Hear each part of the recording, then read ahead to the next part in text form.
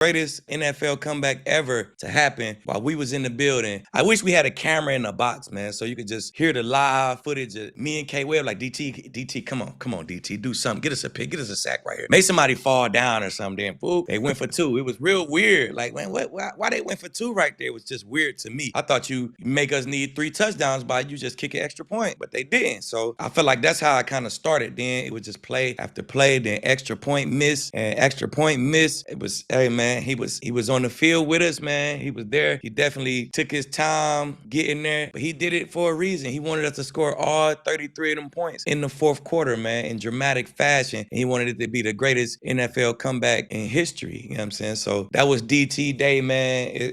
You will never forget it. No one will never forget that day, that game, that fashion in which we won that game. So I love it, man. We miss you, DT, for real. We know you was there with us, too.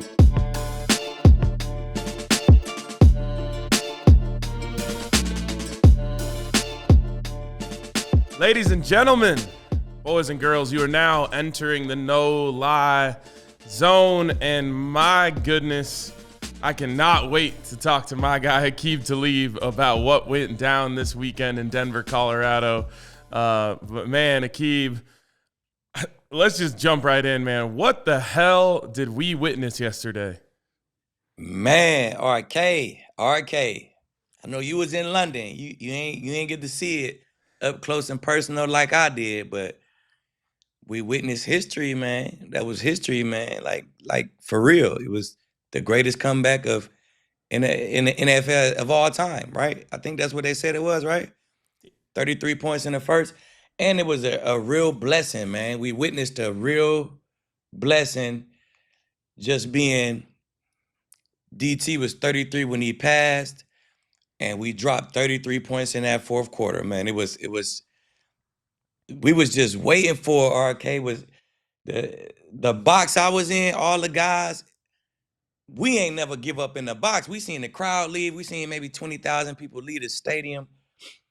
They scored another touchdown. They went for 2 instead of kicking the extra point. And then we was like, oh, man, why they did that? We're like, shit, if we could do this and we can do this, you can just hear the chatter in the box. And lo and behold, boom, it just came out, man. We started striking and they started doing dumb stuff. We started executing, you know what I'm saying? So we just witnessed greatness like yesterday.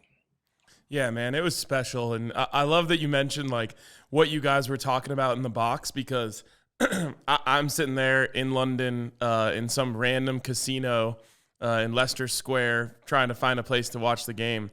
Finally found it there. And like, when they missed that 2-point conversion, there's 2 types of people. There's the type of people who are like, all right, it's over. Like, it doesn't matter. This doesn't matter. And then there's people like you guys in the box, or like me, who's like, all right, so now it's touchdown, 2-point conversion, touchdown, 2-point conversion, field goal. Field goal. We tie this thing up. And we could tie this thing up. But that's what's so crazy about this to me, is that's not what actually happened.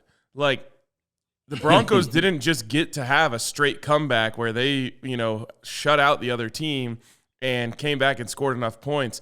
Like, they took haymakers within the comeback.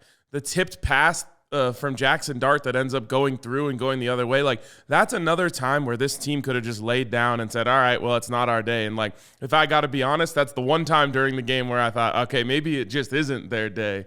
Right. But what does it say about this group that they're able to, first of all, withstand being down 19-0 going into the fourth quarter anyway, or in the fourth quarter, and then start the comeback, take some hits to that momentum, and still be able to push through it? Man, that's amazing, man. Championship caliber teams, they just find a way to win, like no matter what. Like, maybe not to that extent of yesterday, but they find ways to win games, man. You build confidence with wins like that. I told you when they had that win on the road against Philly, when you win like that, that confidence, it grows, and then you just knock off wins. And that's the same thing that happened with that win yesterday, man. You build that confidence, and you become very comfortable at the end of games. We could be down 10. We could be down 19, you know what I'm saying? And everybody on that sideline, all your it grows confidence within your fans base. So everybody on that sideline, everybody in the stadium just always feel like, man, we can get it done. If we do this, we always got a chance. So to be a great team, you gotta have that kind of confidence within. And those guys are definitely building that. And it's damn near there. That confidence is so important. And going back to that Eagles game, we talked about how that importance at that time of like, okay, now that they've done this, the next time they find themselves in this situation, they're going to believe they can do it. And they found themselves in a dogfight even in London, and were able to pull through to the other side. Now they have this one. Like, how much can that momentum and belief and all of that snowball together as a season goes on? It's perfect, man. You really don't want to be the '08 Patriots or whatever year that was and just breeze on undefeated, whoop everybody and get to the tournament. You don't want to go into the tournament like that, man. You want to build them real calluses, man. You want to have tough wins. You want to know that you could win them close games, man. So Bo Nix learned something about himself, right? The defense, they learned something about themselves. They didn't have the best night, but when they had to get stops, they got an interception. Right after the interception, they got a 3 and out. So you gotta feel like that as a team, as an offense, as a defense, as special teams. They made plays, so it all plays. Everything happens for a reason. It all works itself out, and it all makes you a better team, man. When you win in that way. I usually get to ask this question to Benny in the postgame show, but since I wasn't here, I'm going to ask you. With time to kind of let that settle and digest that game now, what is your biggest takeaway? Like, what do you think is the lasting kind of impression from what happened in that football game? Man, my biggest takeaway from the game is we need to run Bo Nix more. Once we take the leash off of him, man, we let that be a part of our offense, he runs safe. It ain't like he's out of control and he put his head down. He know what to do. He get down and get out of bounds when he has to. But he's deadly running the football, in my opinion. So I think that can help our offense get cranked up a little bit, man. Take the leash off of him, run him a little bit more, man. And we a better offense when Bo Nix is running the ball. So that's one of the things that I took away from that win. I love that. That's great. And I think we're going to talk a little bit more about the offense and kind of what they need to do in the third segment. So that'll be a good segue for that. I can't wait to talk about what you did with your teammates this weekend. But before we do that, since it's normally in the first segment, I only have one today, but you mentioned it a little bit off the top. So I got one. What would Aqib Talib say? What would Aqib Talib say about 20,000 fans leaving the game early, man? Hey, I would tell y'all was the bad juju. All y'all non-believers who left, we ain't need y'all there in the first place. You know what I'm saying? Y'all was the reason we couldn't get things going. Y'all got out the stadium, hey, and we cranked up, man. So, hey, appreciate y'all for leaving. Get that juju up out of there, man. We needed it, man. Thank you. Yeah, I love that's perfect. I'll throw to myself here for a what would RK say, as sometimes considered the voice of the fans. It's unacceptable. It's unacceptable. Now, I like your take on it. That's a nice positive spin, Aqib. But I can't jive with it. I cannot jive with people leaving the game early, man. It's when you go there and people will say, well, I paid my money, I can do whatever I want, which is true. But when you go there, to me, you have like a job to represent Broncos country and try to will the team to victory. And until it's mathematically impossible for the team to come back, I think you got to keep your ass in that seat and you got to cheer and you got to, keep hope, keep the faith, believe, and try and push those guys forward. So what I'll say is you got what you deserved. You got what you deserved because you left and you might be able to lie, 5-10 years down the road and say, oh, yeah, I was there. I got my ticket. I was in the stadium. But the people who are with you, the people that know you, they know that you bailed when times got tough, and that's not cool with me. And they know they self deep down inside. They know, like, damn, I paid money to see the greatest comeback of all time, and I missed it because I was a non-believer. So they got to live with that, RK, not us. Exactly. I do have to live with the fact that I was all the way over in London, but it was a memorable night for me, I got to admit. But Yes, sir. probably not as memorable as this weekend was for you and your Super Bowl 50 teammates. Aqib, what was it like to be able to get back together with all the guys, throughout the weekend and just, run it back one more time? Man, it was dope, man. It was a great weekend from Friday to Sunday, man. We almost talked this thing up, man. We having casual, laughing conversation. We say, man, boys better put on the show, man. I just remember, I don't know who said it, but I just remember it, man. They better put on a show, man. That winning aura is in the air, man. We trying to see a show. Now, we didn't know what kind of show it was gonna be, RK, but we definitely got a show just for the greatest NFL comeback ever to happen while we was in the building. Man, that's dope, man. I feel like we kind of talked it up a little bit. So it was wonderful, man. We went out to dinner. We had a nice get together on Saturday night, you know what I'm saying? Honoring DT and his family, man. His family, we rolled the red carpet out for them. Ronnie Hill and his family as well. It was dope, man. Real emotional for the guys, man. It was good to see everybody. We went to dinner after the game. About 25 guys went to Jing after the game. And it was just a good time, man. Seeing everybody kids. I left mine at home. You know what I'm saying? We needed a break from the kids, you know what I'm saying? But just seeing everybody, how much everybody has grown, the younger guys, man, seeing them, man, and seeing Peyton, seeing Cool, Wade, John, man, it was just a good deal. For the most part, everybody was there. A couple guys missing, but man, the turnout was crazy. Man, it was just all fun and games, all laughs, just like it was 10 years ago in the locker room. So that feeling, that championship feeling came right back immediately. And it was definitely in the air. It took 3 quarters, but once we got going, man, you could feel it. It was in the air. Our box was going crazy, man. It was a great time.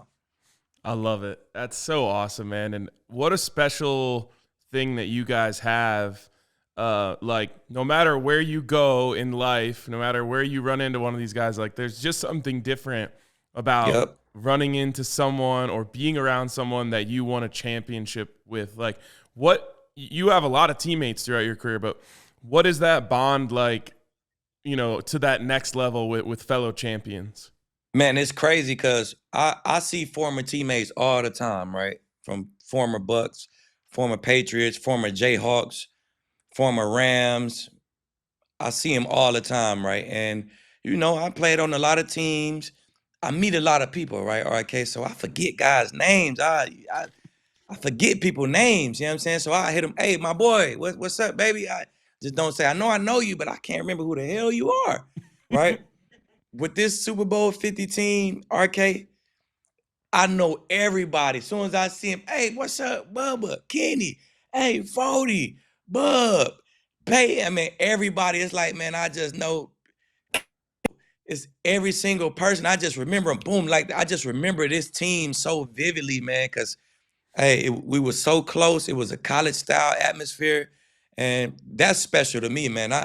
I'm bad with names, and for me to remember all the guys' names, it was not one person. I'm like, damn, who is that? Vance. He get on the bus. I'm like, Vance, what's up, baby? I ain't seen Vance Walker so long. I know exactly who he is. As soon as that's crazy to me. Just me knowing me, I forget names like this, and it just came back to me just so quick, man. When I see everybody, man, that's what was special to me. It really is special, and it's so cool to hear that. And I've heard that from guys all across the league. Anyone who's won a championship, there's just a different level of fraternity with those guys that you got a ring with. Now everyone knows y'all were champions on the football field, but maybe not everyone knows that Super Bowl 50 team known for being champions in the club as well. Did this get turned up this weekend? Nah, really, I think some of the guys did. Some of the guys did go out and party, but I didn't, RK. Hey, my party days is over, man. I'm telling you, I went to the dinner on Saturday. We really chilled on Friday. On Saturday, we had the event, and I think a lot of the guys they found something to do that night. Hey, I turned it in, man. I couldn't do it. I had enough cocktails at the Broncos party, man. So I wanted to wake up early and watch that London game. Like I gotta work, RK. You know what I'm saying? My party days is over, but I'm more of a dinner vibe. You know what I'm saying? After dinner, I'm turning it in, man. So, but the younger guys, they definitely went and got it in. I was gonna say, you must have avoided Benny Fowler because I know he would. If I was there, he would have dragged my ass out. Benny was with the guys. Benny was one of the guys. They was out. Hey, Omar, Benny, hey, K Webb, hey, the boys was out. They definitely went and got it in. I very much believe that after spending a week with Benny in London. I'm still catching up on sleep, and that's damn near 2 weeks ago now. That's so great. Last thing I kind of want to talk about on this is just DT.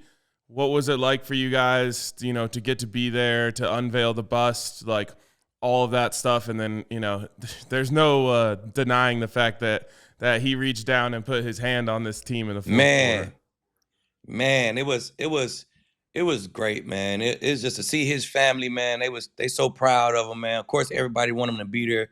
We want the circumstances to be different, but God is the best of planners, right? You know what I'm saying? So it is what it is, and the Broncos did a great job just making the whole weekend super special for him, man. And he got the pillar unveiled. He went next to Peyton in the Ring of Honor, man. And it's not like he just went in the Ring of Honor because he passed. He's the damn best receiver who played for the Broncos, man. He put up crazy numbers, man, and he definitely deserved to be up there, man. So we just super proud of him, man. We miss him.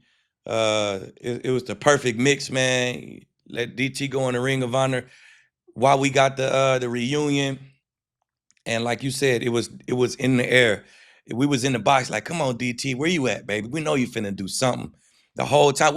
I wish we had a camera in the box, man, so you could just hear the live footage of me and K Webb like, DT, come on, DT, do something. Get us a pick, get us a sack right here.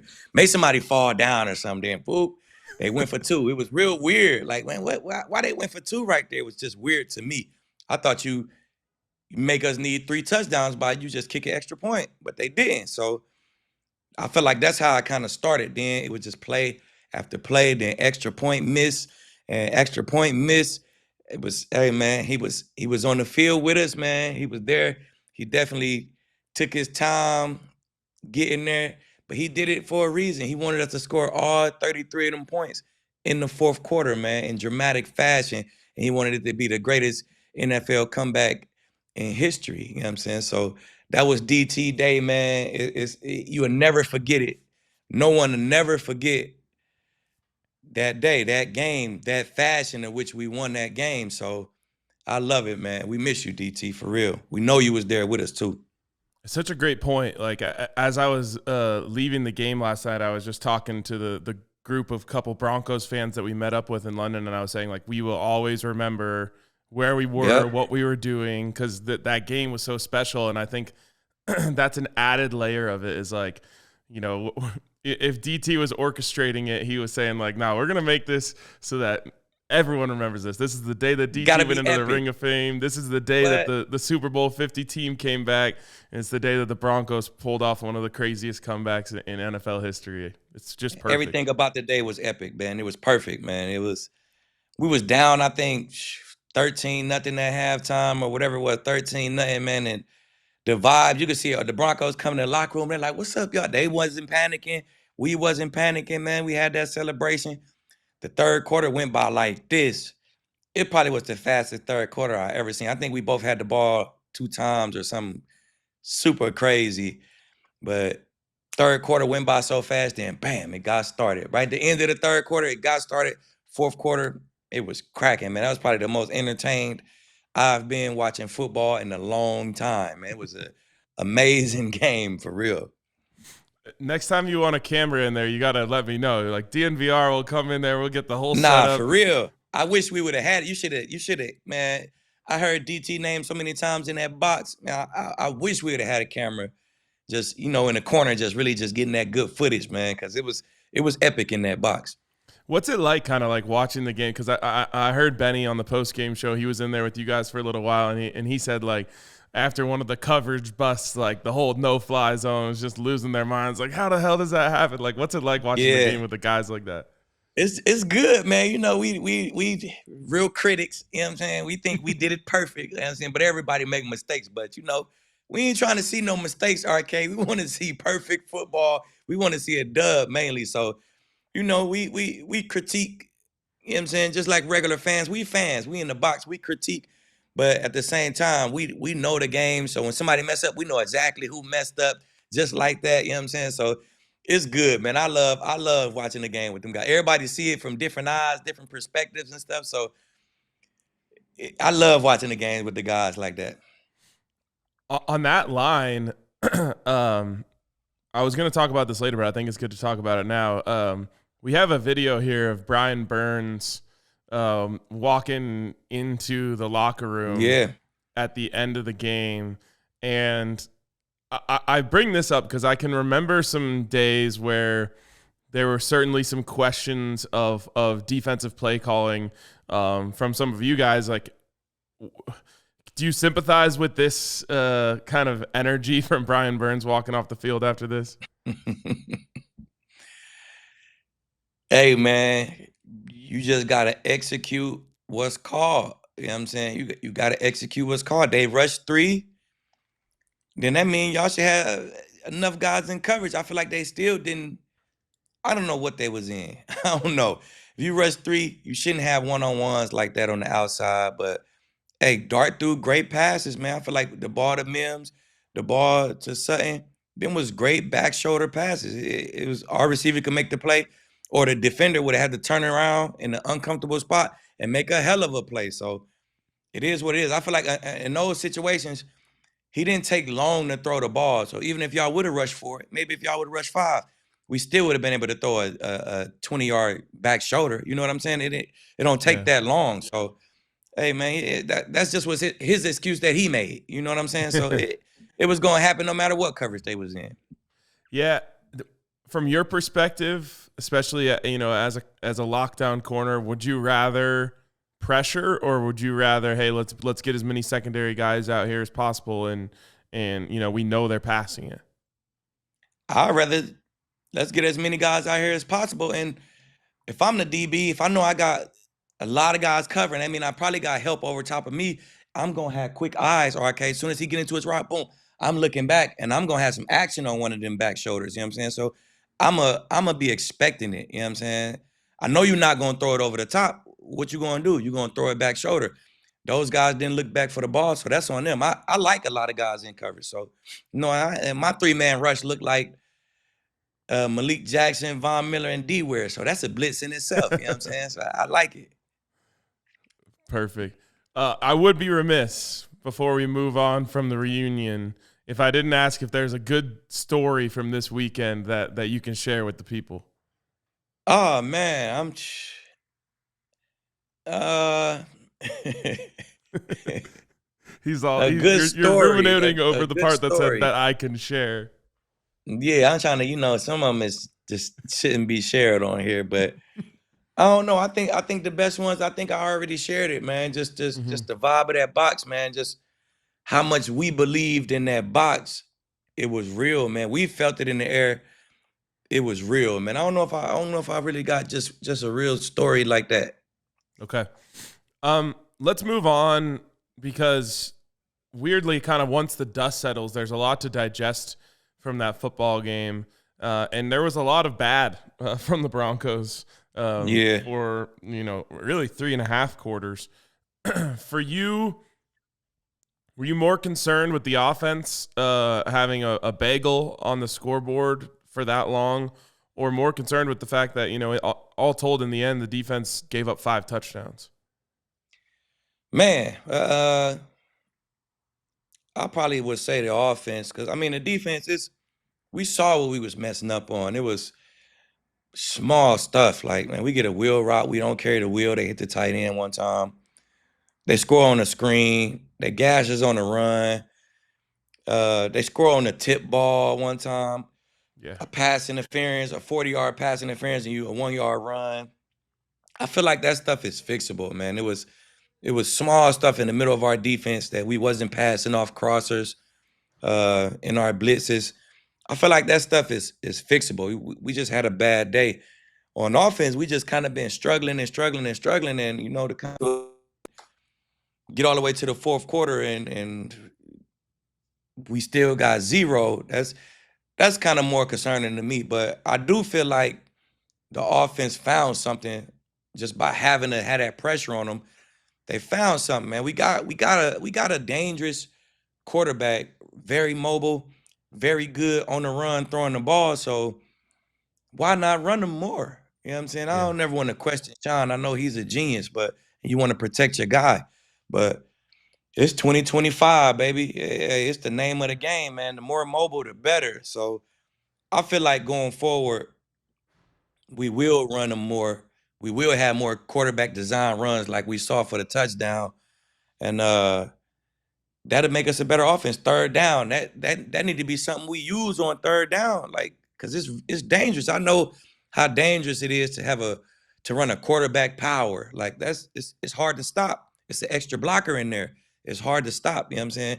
Then you could create a package off of that. You make it look like the quarterback power, boom, don't go downfield. It's really a pass. So you can build off of that, man. So I definitely would say I would be watching it live. We was at a standstill on offense for a long time. So I know the defense gave up 5 touchdowns. One was a screen, one was a tip ball, one was a pass interference, 40 yards that wasn't a pass interference. So I feel like that stuff is fixable. We got to get that offense fixed. If we're going to make noise in the playoffs, we got to get that offense fixed. We got to be able to put some points on the board. I'm with you 100%. I think that one of the things that maybe fans miss so much when talking about the NFL is like every week truly does exist in a vacuum. And there's so many things that can kind of go wrong in one week and then you just get it fixed the next week. As the season goes on, you start to have a larger sample size. Like, we know the defense is going to be straight. The offense is now a full pattern of the other way, where they're getting off to these slow starts. They're not producing the way they should.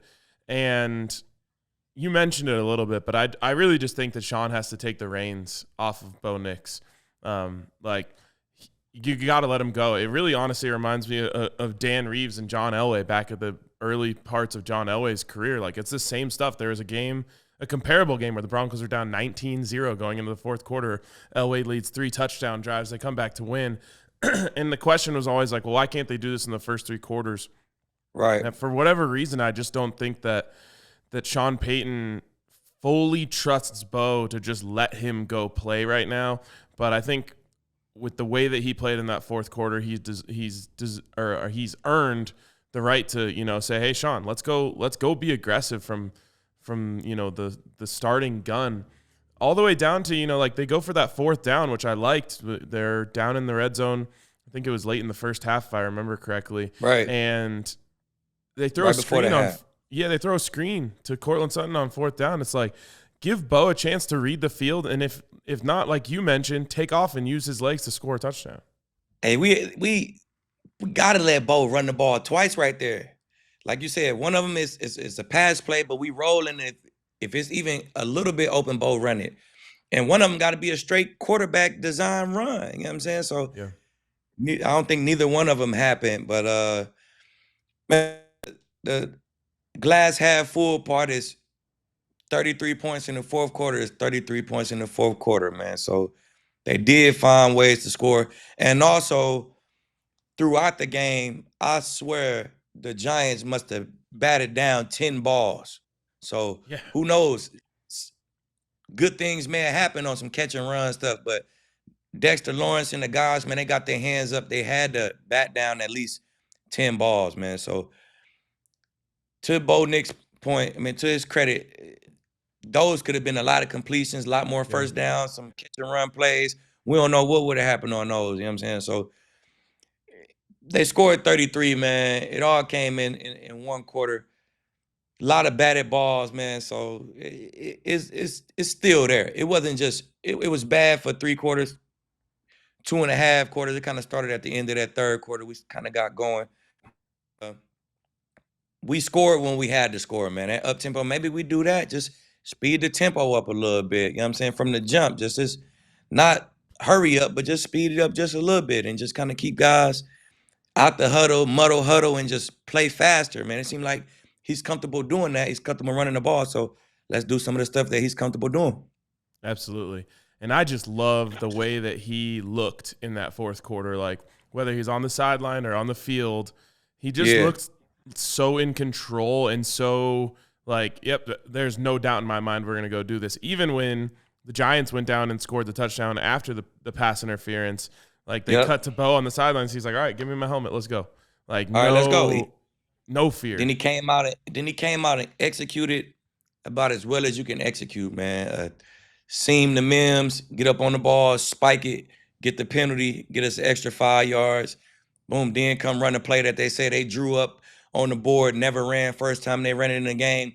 Throw a dot, back shoulder, like the ball. That's executing like a real vet, you know what I'm saying? So however the offense looked, when it was time to go, they executed, and that says a lot from Bo Nix and Sean Payton. You mentioned the penalty that happened on the Giants there, but penalties were a big story for me for the Broncos. And it has been for too long now. I'm trying to get up the stats here so I can get the exact number right. Here we go. 12 penalties for 127 yards. If the Broncos lost the game, that would have been my major takeaway is what is going on with these penalties? Why can't this team stop themselves from committing penalties? From your perspective, Aqib, what can they do? What can the coaching staff do? What can anyone do to stop this problem for this team? RK, I don't know what they can do, man, but what I do know is the refs are pissing me off, man. The refs are going way too crazy with the pass interference and the legal contacts and the holding on defense. I bet a lot of those penalty yards came from those 3 penalties. That's not a pass interference on Moss. The rule is if I'm running my fastest and the guy slows down, I'm probably going to touch him because he slowed down. I didn't slow down. Now, as long as I don't just not look back and face guard him and tackle him and panic, I should be good. The contact shouldn't warrant a flag. They touch each other. He looked back for the ball. Boom, I thought that was a great play. Because he looked back for the ball. That's 41 yards or 45 yards or whatever it is of the 120 yards, man. It's just so ticky-tack, man. Even you look at Pat, offsides. I don't think he offsides, RK. I think he timed it up great. They showed it slow down. He started going, he snapped it. Like, bro, he got good instincts. He the DMVP. You know what I'm saying? He got off the ball. And that's a flag. Like, man, I don't know if you could put an emphasis on it in practice, but man, we out here playing football. Some of the stuff as DBs, we gonna play football. We gonna grab, they gonna push. Simple as that. If the referee throw the flag on us every single time, we might have a high penalty day. I know when we played, me and Chris and Robe, they called a flag, bro. We used to come up, hey, fuck that. They ain't gonna call it all night. Let's keep playing. That's just how we used to play. And we put it on the refs where we only on national TV for about 3.5 hours. If y'all call holding every time, we're gonna be running at about 5 hours now for this game. You know what I'm saying? So we gotta speed this thing along. So we used to kind of put the pressure on the refs to y'all gonna call it all game. We gonna play how we play.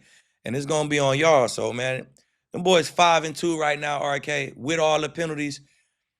Play football, man. That's all we could do is play football. I don't think the pre-snaps, man, we can get better at those, but I think a lot of it is coming from illegal contact, holding, pass interference. Them the 3 penalties that's really killing us. Holding's on offense a little bit too, but you could call hold. I seen Nafunga get held in the end zone on a 3rd down. He blitzed straight up the middle. Bro got him by his waist. That's a no call. So the refs just piss me off because they can call what they want to call. Man, I don't like it. I don't like RK. So I don't really focus on penalties, man. It's tough to coach penalties. You know what I'm saying? You Yeah. want the guys to play hard. You want them to play fast. It's hard to tell us don't hold on defense. How you want us to do this? Like you only could feel that if you been on the field playing DB, bro. I gotta touch the receivers. It's gonna happen. McMillan, he touched on the third down where the Giants threw the ball. McMillan touched him on that play. They didn't call nothing on that play. Like it's too ticky tack for me, man. So go out there. I say, man, we go out there, we play football, man. They call it, they call it. At the end of the day, man, we coming out with dubs. So hey, it is what it is. Facts. The call on Riley Moss was so unbelievably bad, and it's just brutal to call that in that situation. Like Terrible. it's a prayer from the Giants. They're throwing it up. He does anything, and like, you know, what can the coaches do? Well, they're teaching technique. I thought his technique was really, really good on that. He got his head around. And then even on the 4th and 19, where Dart stepped up, he threw a good ball, got right to the sticks. But then they call a personal foul, roughing the passer on that. Like, bro, he literally chest bumped him. He threw the ball, got chest bumped, fell on the ground. Like, he didn't hit him late. He didn't hit him in the head. He didn't do nothing. So that's another 15 yards that they tacked on. Like, man, it's just hard to coach that kind of stuff, in my opinion. Speaking of the refs, this is breaking news here, actually. Dre Greenlaw has been suspended one game by the NFL for unsportsmanlike conduct. The NFL states that Dre Greenlaw chased after referee Brad Allen and verbally threatened him as he tried to leave the field. Oh, man. Hey, man. Hey, I hate to say it, RK, but it get like that sometimes, man. Hey, RK, I remember I was playing for the Bucks. We was in Baltimore.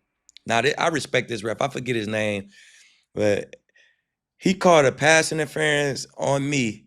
And I'm like, bro, that was a hell of a play by me. It was no pass interference. They end up getting a field goal right before the half. Now, this is I think our 10-6 Bucks year. We got a chance to do something. Like, we winning games. We pretty good.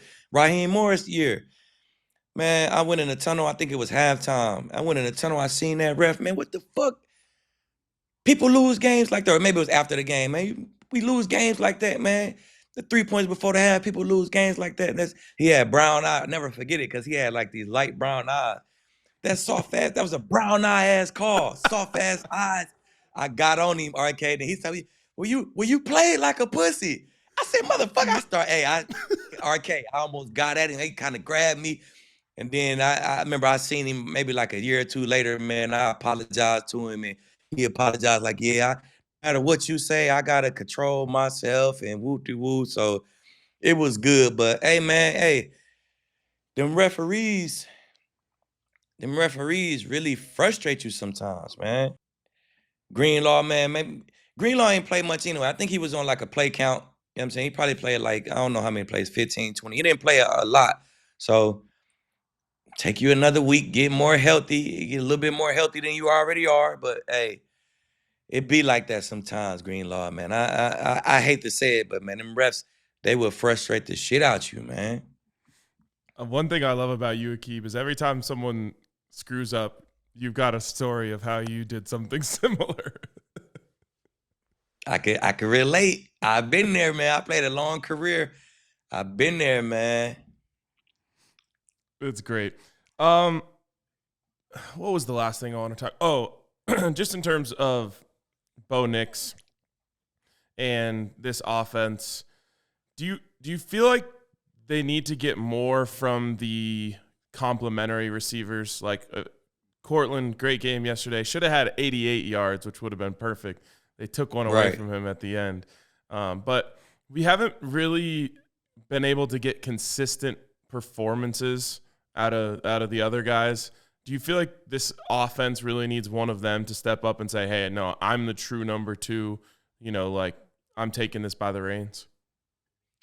Yeah, I do. And I think that guy probably should be Evan Ingram. You know what I'm saying? I think he is our number two. You know what I'm saying? Lean on that run game. We know we got Court. You better know where Court is. That guy who worked the middle and really dominated his one-on-ones should be Evan Ingram, man. And I don't know why it's not. Like, I know Sean loves tight ends, man. He's always had a big time tight end. And even when he didn't, he had Marcus Colston working the heck out them seams. So I would like to see Evan Ingram get more involved, man. He's great after the catch, man. His yak is crazy. He got good hands, man. You can't guard him with a linebacker, barely guard him with a safety. So I want to see him more involved, man. I like how we went to him in London. We didn't finish drives in London, but I liked on third down, we had to have it. Boom, we went to Evan Ingram. We let him kill his one-on-one, kill his matchup, and make plays. So I would like to see him emerge in the offense just a little bit more. And like I said before, I would like to see that quarterback run game emerge just a little bit more. Yeah, I hadn't thought of Ingram when I was asking that question, but I think that's a good answer and would be, I think, huge for Bo Nix's comfortability to just have Evan Ingram be that consistent kind of safety blanket for him For that real. position.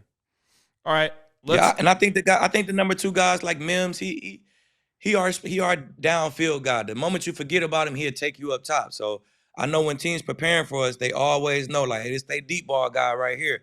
You know what I'm saying? So I feel like he do his job. He ain't hit it in a while, but we threw it to him. He almost hit one yesterday. It was close. It was this close from hitting one yesterday. So I feel like he played his role well, man. We do need another intermediate safety blanket that Bo can go to, man. I think that could be Evan.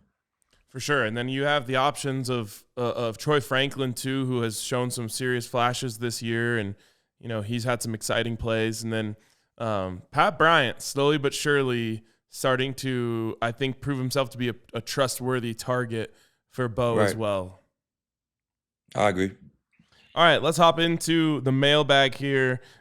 We got a lot of questions that we already talked about today, so I'll hit just a couple that we have left over that I don't think we have talked about today. And so this one comes in from Nicholas, who asks about Jahdae Barron and wants to know when we can expect him, what you think of him, and when we can expect him to jump into a starting role. We got good guys in there, man. McMillan is in there. He's playing solid in the slot. But I think if Barron do get into the mix even more, it'll be in that slot. So I don't know. I don't know what he's doing wrong. I don't know if he's doing anything wrong, but McMillan make plays in that slot, man. He's a sticky coverage type of guy. He did get beat a couple times on Sunday, and I seen one time when he got beat, Barron came in for him. So I think we good outside. I don't know how much work he's gonna get outside, man. We got 2 6-foot, pretty good cover corners outside. So I feel like if he do get in the fold, get in the mix, it'll be in that slot. It'll be between him and McMillan. And hey, man, whoever making the most plays, that's the guy who I play. I love it. You mentioned it a little bit, but I also mentioned last week on the podcast that we would save Riley Moss talk for another day. But you just complimented him, so let's talk about him because I think he's one of the more polarizing figures in Broncos country right now. What do you think of Riley Moss just overall as a corner? Man, I think he is a good player, man. He is a good player. He got good ball skills. I like the fact that he looked back for the ball. A lot of corners, they scared to look back for the ball. That's one of his strong points. He always looked back for the ball. So that's why I didn't like it against the Chargers when he was on the scramble drill and he didn't look back for the ball. I'm like, Riley, you always look back. Just never let Keenan catch that ball because just do what you always do. You know what I'm saying? So I think he get a lot of flack because he get balls caught on him. He may get flags. But you got to think about the position that Riley Moss is in. He plays across from the DNVP, the best corner in the league. So if Pat gets 45, 50 targets, he's going to get 145 or 150 targets. And if you get 150 targets, they're going to catch 50% of them, if not more. That's just the nature of our position. You could look at Darrelle Revis. He get 50% of the balls caught on him. Patrick Peterson, Richard Sherman, Aqib Talib, Champ Bailey, Chris Harris. Everybody gets 50% of the balls caught on them. It's just a matter of what you do when it's the other. It is what it is, man. I like Riley. I like what he do. You know what I'm saying? I like how he play. And it just is what it is. He's going to get a lot of targets, so he's going to get a lot of balls caught on him, man. He's going to make plays. So long as he continue to make plays, man, I'm with it. I think he's a good number 2 corner. His confidence is always turned up. He accepts every challenge that you put in front of him, man. So that's another thing that I love about him. I love that his ball skills, he look back for that ball, and I love how he accepts the challenge week in, week out. There you go, Broncos country. If you're not going to listen to me, listen to one of the greatest corners in Broncos history. Promise you, man, he good, man. It comes with the territory. Like me and Chris used to have 40, 50 targets apiece. And guess who used to have 140 targets on our team? It was Rowe. You know what I'm saying? He's going to be the guy. And then they had stuff to say about Rowe. Well, he's young. He get way more targets than we do, so he get more balls caught on him. It's just the nature of the game. I saw someone had the take today that Riley's getting profiled by the refs. Nah, man, they tripping, man. They definitely. I don't know. They don't want him to play DB because he white. I don't know what it is, but they throw that flag on Riley like a mug. I don't know what it is, man. They sure do. All right, last one here from J.D. Thomason, who asks, is the play calling issue a symptom of Bo Nix struggling to operate the offense? Does Sean have the training wheels on? It seems like Sean Payton is trying to hide a struggling quarterback to me. I think it's a little bit of both, man. It's a little bit of it's not just one thing. Sean probably can't open it all the way up like he want to because he don't have Drew Brees. He don't have a vet in there like that. You know what I'm saying? And then Bo, it's probably tough for him. Sean has a difficult offense to run. It's not simple, you know. So some stuff it's hard for him to go to this read, to this read, to this read. So I feel like they learning together, and every week it gets a little bit better, man. It was slow all week, but I guarantee you, as a duo, they grew this past week. They learned some stuff that they like about each other. You know what I'm saying? So it'll get better, man. And while you growing, while you getting better, you 5-2. That's the most important thing. So we could be 2-5 and having this same conversation. So you 5-2 having this conversation, man, it works for me. But to answer his question, I think it's a little bit of both, man. It's Sean got the training wheels on a little bit, and Bo is struggling a little bit to you know, execute. See what I'm saying? To go through all the reads. Because I was at the game yesterday, and sometimes I'm like, he wide open right there. Bo looking this way, he wide open to the right. But hey, I'm not saying it's easy to play quarterback in the NFL. I know how hard it can be. You know what I'm saying? Especially when you got all first rounders rushing you. It's the toughest position in football. So it takes a while. This year 2 for him. It's a tough position, man. He's not doing bad. I'll say that. It could be a lot worse. Absolutely. And I think that is basically my main takeaway from that game, from where the Broncos are right now, is there's a lot of flaws in this team. There's a lot of room for growth for this team across the board. And yet they're 5-2. Exactly. Atop the AFC West, which you could make the argument is the toughest division in football right now. Definitely one of them. It allows you to kind of dream about what the ceiling could be for this team if Bo gets hot and gets on a roll and him and Sean kind of get in a groove in the play calling. If the defense can start avoiding some of those penalties on 3rd and longs and, you know, get off the field a little more. If more plays like Justin Strnad made to turn the game yesterday start happening from that defense, like they're 5-2 and they're doing a lot of things wrong. What is this team going to look like if they start doing things right? There's one thing that this team had that a lot of teams don't have is winnability. These guys know how to win football games. You know what I'm saying? So regardless on how it look, these guys know how to win, man. So you hear a lot about Jackson Dart this and Jackson Dart that. Well, they 2-5. As good as it look, it's a lot of flashy losing. You know what I'm saying? We don't got flashy losing. We got non-flashy winning. And I'd rather take non-flashy winning than flashy losing any day. Facts. Another day, zero lies told, once again in the no lie zone.